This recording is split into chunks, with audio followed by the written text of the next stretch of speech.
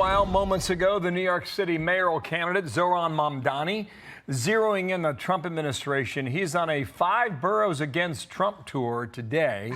It comes as Mamdani is still seeking endorsement from some key New York Democrats that are still haven't happened. Bryan Llenas is watching that campaign. He's got more. Hey, Bryan. Hey, Bill, good morning. Well, the New York City mayoral race is focused heavily on the frontrunner Zohran Mamdani and his socialist ideals. But Mamdani is working overtime to shift the focus to President Donald Trump. After promising to be the president's worst nightmare if elected mayor, today, the self-proclaimed Democratic socialist launching a 5-day anti-Trump tour across the city. There is no borough that will be free from Trump's cruelty. We will feel the pain of this legislation, whether we are in Manhattan, Brooklyn, the Bronx, Queens, or Staten Island.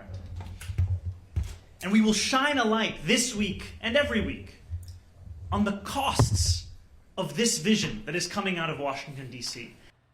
A lot of local Democrats standing by him today. Now, of the 12 congressional Democrats that represent New York City, though, just 4 congressmen have come out to endorse Mamdani, including Jerry Nadler, who spoke this morning. Now, all of this amid reports the president wants to intervene, even endorse one of the 4 candidates running against Mamdani for mayor. Republican candidate Curtis Sliwa, though, is warning the president not to take Mamdani's bait and to stay out of it. Trump does not have the support in New York City like he does in other parts of New York State or other parts of the country. It doesn't help if he intervenes in New York City. Every day, it's Trump versus Zohran Mamdani. It's a good day for Zohran Mamdani.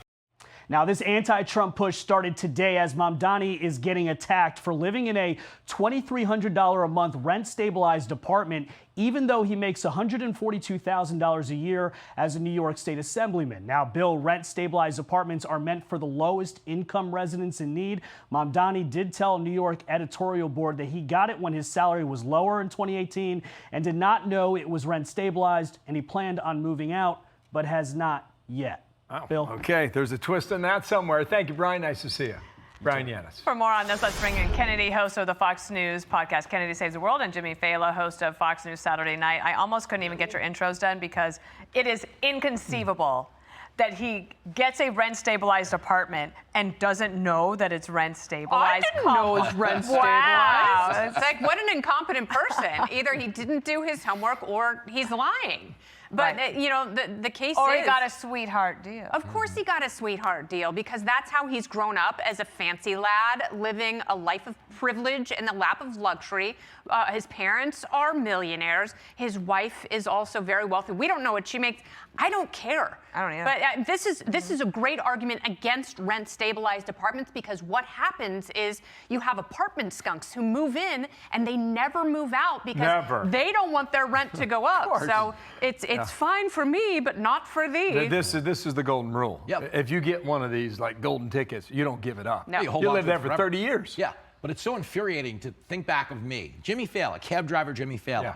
What I wouldn't do is, like, I don't mean to brag, but when I was pulling in like 17.2 a year, a rent-stabilized apartment would have went a long way for a young Jimmy Failla. I was in a bad neighborhood. I was in a 5th-floor run-up. Okay, you had to get in there and lock that door, and run, and it was not rent-stabilized, man. My blood pressure was not stabilized. I was in fear. But you were in shape. Thank you. Oh yeah, better shape then, you know. Well, and the other story that continues into this week is not just the runaway Texas Democrats, but it's also Kamala Harris and the ongoing saga of all of that because of her book coming out, and Bernie Sanders talked about her. Watch here.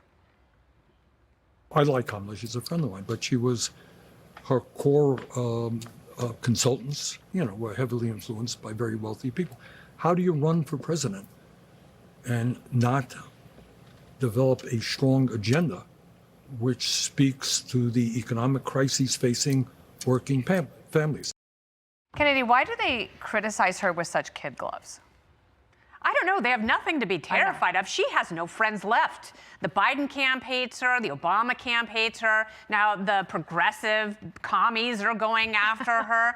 But it's about time, because Bernie Sanders has been on his Fight the Oligarchy tour with AOC. And it's like, If you're fighting the oligarchy, you have to fight all of them. You cannot just fight conservative billionaires. She raised magically $1.5 billion in that 107 days where she still had a losing campaign. And if she was the one who hired the bad consultants who were swayed by the Alex Soroses of the world, that's on her and her bad political instinct. Jimmy, when you were driving your cab, did you ever want to pull into a Cracker Barrel? Oh, my, come on, Hammer. So there's Jennifer Welch is a Bravo star, and she took a shot at MAGA World and Trump and all those deplorables, okay? Eating cheese at a Cracker Barrel. Here we go.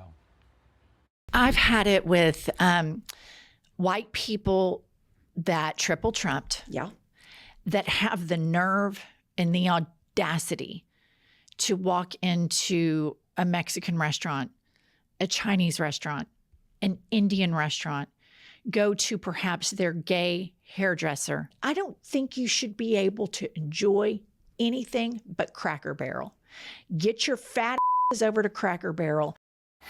There's a lot in there. Ohio has Cracker Barrels.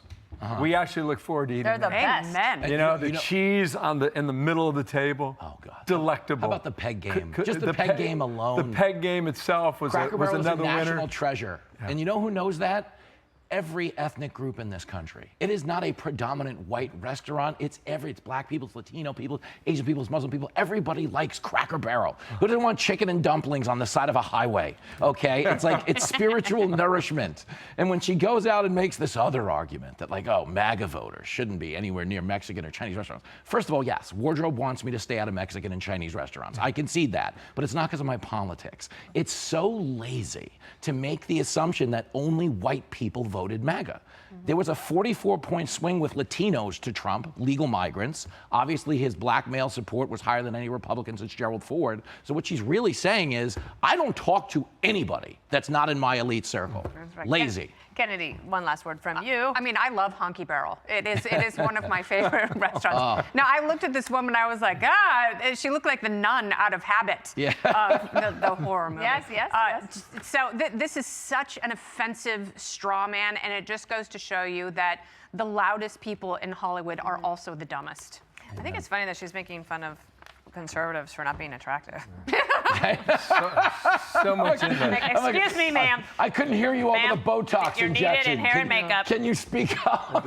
Thank you, Kennedy. Thank you. Thank you, Jimmy. Want even more Fox News on YouTube? Become a Fox News Patriot today. Click join to find out how.